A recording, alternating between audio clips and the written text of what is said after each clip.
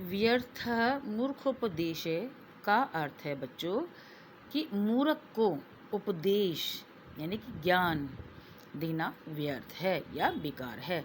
मूर्ख को शिक्षा देनी या उपदेश देना व्यर्थ यानी कि बेकार है। उद्याने, आइए अब हम अपना पाठ प्रारंभ करते हैं। ओके। उद्याने एकः आम्रः वृक्षः अस्ति। उद्याने मतलब बगीचे में या बाग में। एक है एक। आम्र वृक्ष, आम माने आम, वृक्ष माने पेड़, आम का पेड़ अस्ति है। बगीचे में एक आम का पेड़ है। आगे देखते हैं। तस्य वृक्षस्य उपरि एकः नीडः अस्ति। तस्य उस वृक्षस्य वृक्ष के, वृक्ष यानी पेड़ के, ऊपरी ऊपर, एक है एक, नीड़ा घोंसला, नीड़ा माने होता घोंसला, अस्ति है। उस पेड़ के ऊपर एक घोंसला है। मेरा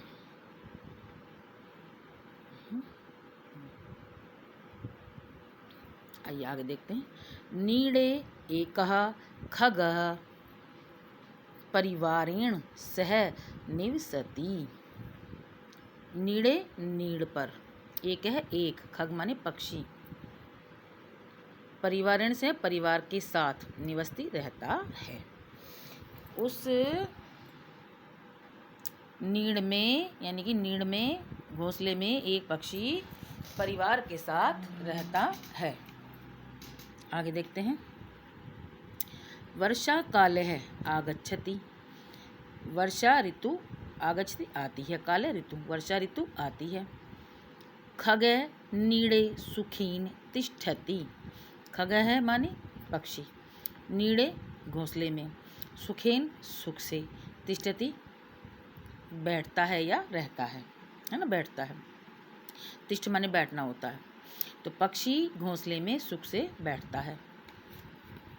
आगे देखते हैं। तदः एक है वानरः तत्र आगच्छति। तदा तभी, एक वानर बंदर, तत्र वहाँ, आगच्छति आता है, तभी वहाँ एक बंदर आता है। स्टोरी चल रही है बच्चों, सुनते जाओ। शीतेन सह दुखी अस्ति। शीत माने ठंड, ठंड से, बारिश में ठंडा मौसम हो जाता है इसलिए, और बारिश भी पड़ रही है। शीतेन सह, सह, शीतेन मतलब ठंड से, सह वह, दुखी, दुखी अस्ति है, ठंड से वह दुखी है। खग है वानरम पश्यति। खग मतलब पक्षी, वानर मतलब बंदर, पक्षी बंदर को पश्यति देखता है। कथयति च, च माने और कहता है, कथयति कहता है। मित्र कि अरे मित्र, तव शरीरम सुदृढ़म अस्ति। तब मतलब तुम्हारा, शरीर मतलब शरीर, बॉडी, सुदृढ़म मतलब मजबूत, सुदृढ़ है, मजबूत, अस्ति है कि मित्र तुम्हारा शरीर मजबूत या सुदृढ़ है, अस्ति है या शक्तिशाली है। आगे थे। त्वम गृहस्य, ये यहाँ से कह रहा है इसको, है ना। त्वम गृहस्य निर्माणम किमर्थम न करोषि। तो मतलब तुम, गृहस्य घर का, निर्माणम निर्माण, किमर्थम किस लिए, न करोषि नहीं करते हो। तुम घर का निर्माण किस लिए नहीं करते हो, या फिर तुम घर किस लिए नहीं बनाते हो। सीधी लाइन तो ये हो जाएगी कि तुम घर का निर्माण किस लिए नहीं करते हो, सीधी लाइन है कि तुम घर किस लिए नहीं बनाते हो। किमर्थम किस लिए, शीत पीड़ाम अनुभवसी। किमर्थम शीत किस लिए, शीत पीड़ाम शीत की, ठंड की पीड़ा को, अनुभवती अनुभवसी महसूस करते हो या सहते हो। किस लिए, किमर्थम माने किस लिए, शीत पीड़ाम, पीड़ा माने दुख या पीड़ा, शीत मतलब ठंड, ठंड की पीड़ा को, शीत की पीड़ा को किस लिए सहते, अनुभव से सहते हो। जब तुम्हारा शरीर मजबूत है तो तुम घर का निर्माण कर सकते हो, ठंड से बच सकते हो। आगे देखते हैं।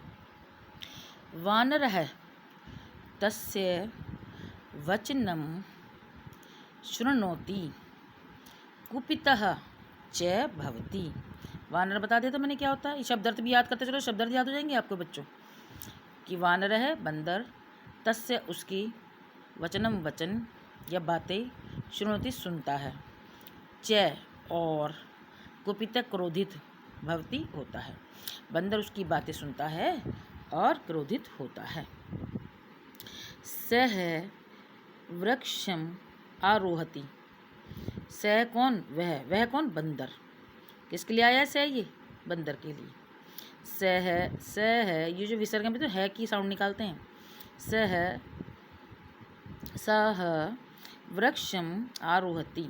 वृक्षम मतलब वृक्ष के ऊपर, आरोहति चढ़ जाता है, आरोहण मतलब चढ़ना। वह वृक्ष के ऊपर चढ़ जाता है, ये चढ़ता है। कौन, बंदर। गुस्सा हो गया था ना, उसकी बातें सुनता है और गुस्सा हो जाता। तस्य नीड़ात खंडशय।